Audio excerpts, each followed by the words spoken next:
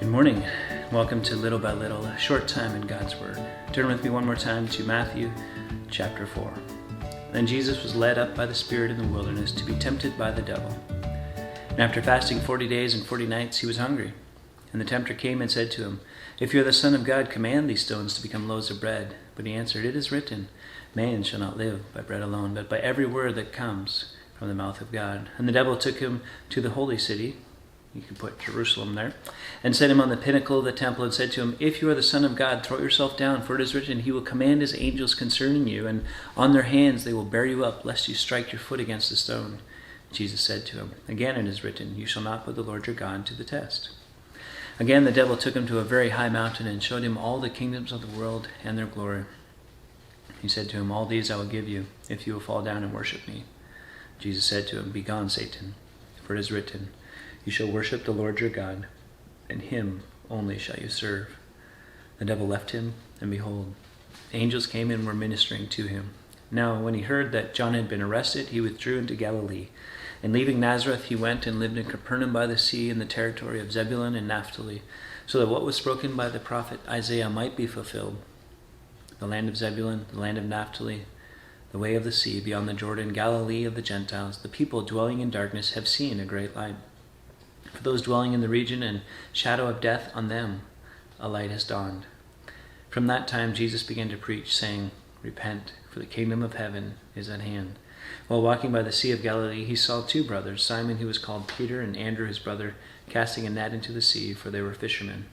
And he said to them, "Follow me, and I will make you fishers of men." Immediately they left their nets and followed him.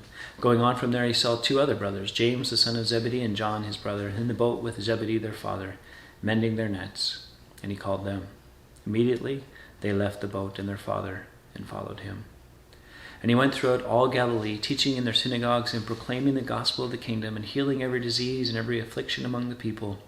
So his fame spread throughout all Syria, and they brought him all the sick, those afflicted with various diseases and pains, those oppressed by demons, those having seizures and paralytics, and he healed them. Great crowds followed him from Galilee and the Decapolis, from Jerusalem and Judea, and from beyond the Jordan.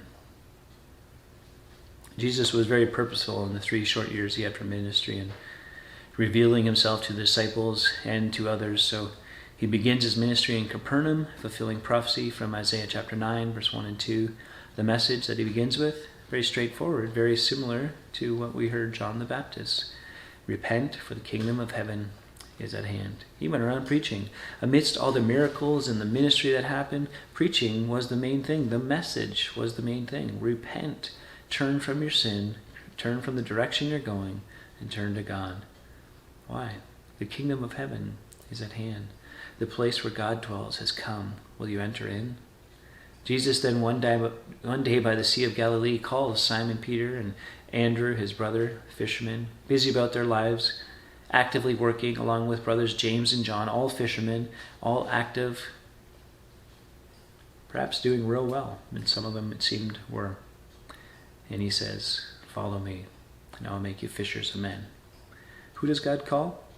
Those using their time well, those who are going about their business and who are working. In the Old Testament, we see Saul was looking after his father's donkeys. David was keeping his father's sheep. The shepherds were guarding their flocks. Amos was farming in Tekoa. Matthew was working at the tax collector's table. We got these 4 here were fishermen. Moses was tending his flock of his father-in-law. Gideon was threshing wheat. Not sure where and what God has for you? Begin moving in a direction, being faithful, working, waiting, learning, and growing. Then notice when Jesus calls. The right answer is obedience. Jesus says, "I will make you." He will make you into what he calls you to. Do you believe that? Do you trust him to do what seems beyond you, beyond me, impossible, perhaps? Till next time.